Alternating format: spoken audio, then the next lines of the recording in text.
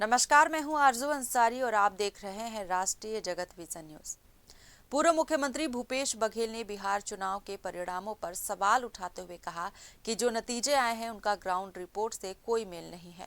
उन्होंने तंज कसते हुए कहा कि इस परिणाम का श्रेय चुनाव आयुक्त ज्ञानेश कुमार को जाता है और उन्हें इसके लिए बधाई देनी चाहिए।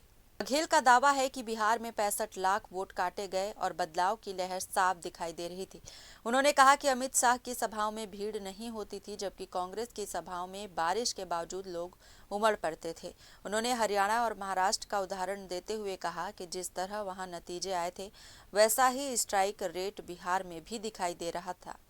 101 सीटें लड़कर 90 जीतना बिना किसी मैकेनिज्म के संभव नहीं है। देखिए, अभी पूरी गिनती हुई नहीं है और अभी 11-12 राउंड हुआ है, आधा का मतगणना हुआ है, लेकिन जो रिज़ल्ट आए हैं और ग्राउंड रिपोर्ट में कहीं मेल नहीं खाता और इसमें किसी एक व्यक्ति को श्रेय जाता है इस रिज़ल्ट के लिए, तो वो है ज्ञानेश कुमार जी।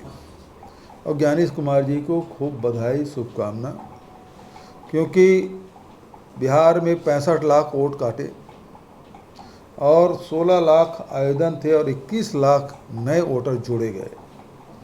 तो ये करिश्मा, जब आवेदन 16 लाख का है और 5 लाख वोट अधिक 21 लाख यदि जुड़ जाए तो ये करिश्मा केवल निर्वाचन आयोग ही कर सकता है और इसके लिए कोई जिम्मेदार है तो ज्ञानेश कुमार जी हैं। उनको बधाई और शुभकामनाएं।